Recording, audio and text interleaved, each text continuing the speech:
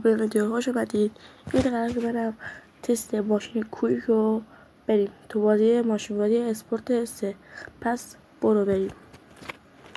ماشین من هستش که کویکه. البته من 2 ماشین دارم و یکیش RDA که آخر ویدیو بهتون نشون میدم، یکیش هم که کویکه. پس برو بریم. ماشین کویک تو دنیای واقعی ماشین خیلی خوبیه، ولی تو دنیای واقعی ماشین خیلی خوبیه. تو هر چیزی ماشین خوبیه، برای هر لحاظی بگیم ماشین خوبیه. بریم تو بازی خوب هست یا خوب نیست. بریم. بیا دیگه. 1 ساعت ما رو بلد اومد. آها بریم.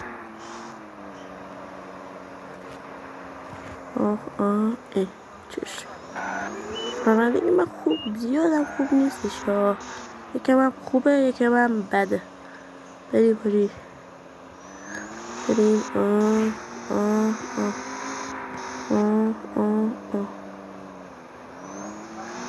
این اول تست سرعت.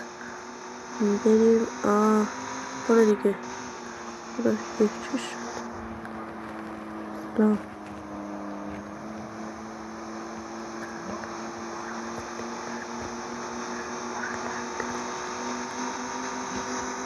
برای کنار ببینم جواب آدمی پیشم خراب شد. ببینیم شما ماشین بازی اسپورت 3 چیزی داریم نسخه مود شده.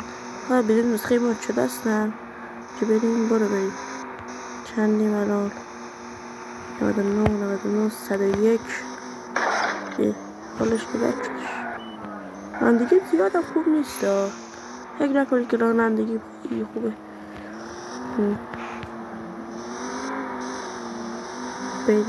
برو بریم. تا چند میراجی؟ من میرم از صاف بامیستم. یک نه. چند الان؟ 112. یک خوبیه. 130 تا میرم.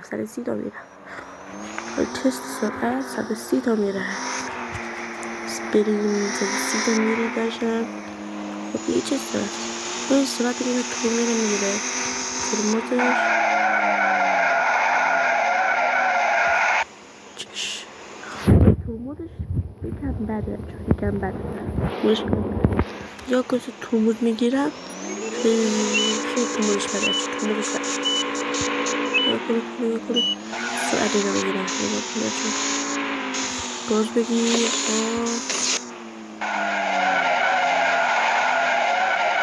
ترمزش بده بچه. ترمزش رو ببینید. ترمزش بده.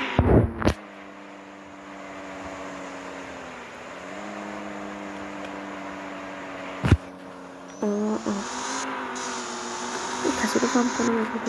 بعد شیشاش ریخته ولی با سرعت به شیشاش نباشه. ببینم.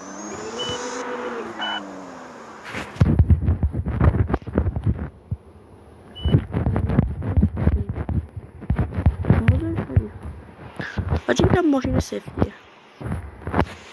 ماشین خوبیه دیگه. آجی سفته.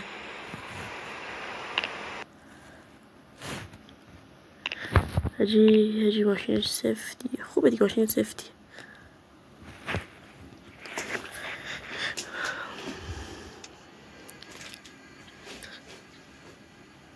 دیگه کن. این ماشین RDA رو گفته بودم که اول ویدیو بهتون نشون میدم. این ماشین RDA همه. حاجی خودم نوشتم متین پسر شو باشد. شماره 7 مثلا جان اسکی. باشه وقت نتیجه میگم که کویک ماشین خوبیه.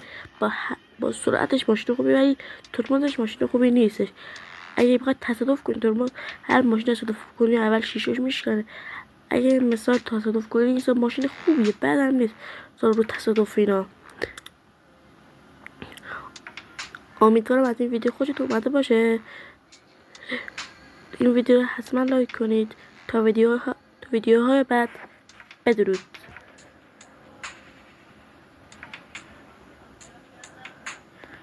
خاموش دیگه. چه شد حالش بد شد. حالش بد شد.